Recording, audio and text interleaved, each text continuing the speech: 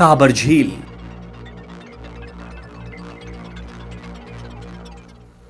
बिहार के बेगूसराय जिले में मीठे पानी की एकमात्र झील है।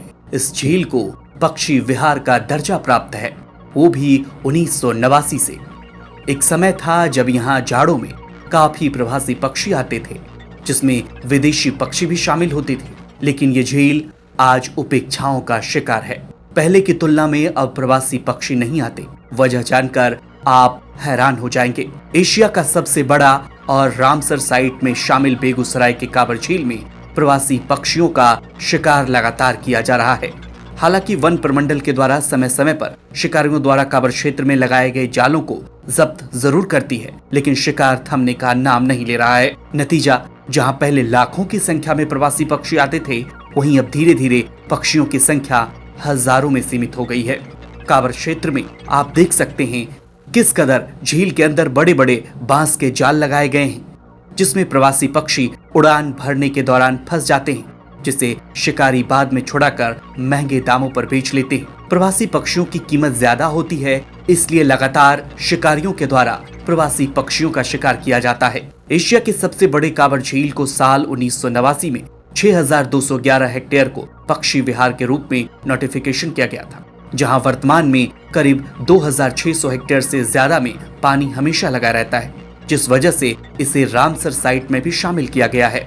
रामसर साइट में शामिल होने के बावजूद वन प्रमंडल के द्वारा जो कार्रवाई होनी चाहिए थी, वो नहीं की जा रही है, जिस वजह से शिकारियों का मनोबल बढ़ा हुआ है और काबर क्षेत्र में जाल बिछाकर पक्षियों का शिकार किया जाता है। स्थानीय लोगों की माने तो करीब एक दशक पहले लाखों की संख्या में हजारों प्रकार के प्रवासी पक्षी विभिन्न देशों से अक्टूबर नवंबर माह में आते थे और मार्च तक काबर झील में प्रवास करते थे। लेकिन हाल के वर्षों में प्रवासी पक्षियों के आने का सिलसिला काफी कम हुआ है। इसका कारण पक्षियों का शिकार होना बताया जा रहा है।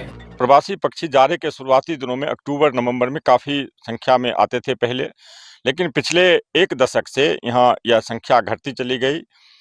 यहाँ आने वाले प्रवासी पक्षियों की सुरक्षा का कोई इंतजाम नहीं है।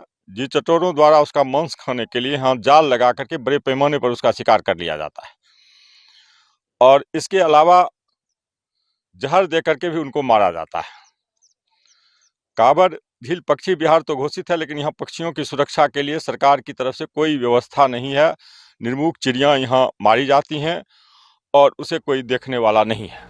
काबर नेचर फाउंडेशन के संस्थापक महेश भारती कहते हैं कि यहाँ प्रवासी पक्षी पहले काफी संख्या में आते थे। पिछले एक दशक से यह आंकड़ा घटते चला गया।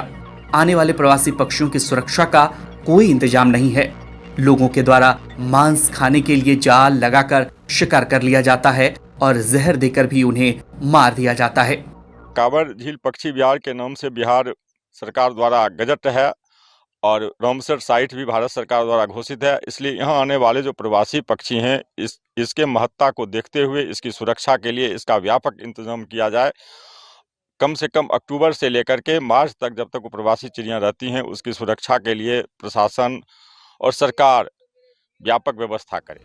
वहीं सामाजिक कार्यकर्ता अनिल कुमार ने बताया कि वन प्रमंडल की उदासीनता की वजह से शिकारियों की संख्या बढ़ गई है और लगातार प्रवासी पक्षियों का शिकार हो रहा है। जिला प्रशासन और वन विभाग इस पर रोक लगाए। पक्षियों के आने का सिलसिला जो रुका है वो पिछले 10-15 सालों से रुका है। कुछ पानी की भी कमी हुई है, कुछ मौसम का भी दोष है और यहाँ के लोग जो शिकारमाही में लगे हुए हैं वो सिर्फ वो आय के चलते और प्रशासन के द्वारा ही उसका वो डिमांड होता है और ये लोग शिकारमाही करके प्रशासन के लोगों तक पहुंचाते हैं, जो हमारे पटना तक के वो राजधानी तक में वो बड़े बड़े लोगों के प्लेट में वो सजते हैं। अभी तक जो भी पक्षियाँ यहाँ वो 50 साल से 100 साल से, मेरा उम्र 55 साल है, लेकिन वो क्या कि बाप दादे से भी कहानी सुनते आए हैं कि यहाँ पक्षियाँ वो हजारों किस्म के आते रहे हैं पहले से भी, लेकिन वो क्या है कि हम लोगों का जीवन इससे जुड़ा हुआ था और आज के परिस्थिति में वो व्यापार बन के रह गया और शिकार माही और वो जो इनके चहेते लोग हैं, जो इनके टेस्ट को पसंद करते हैं, वो लोग के चलते वो ये बाजार बन के रह गया।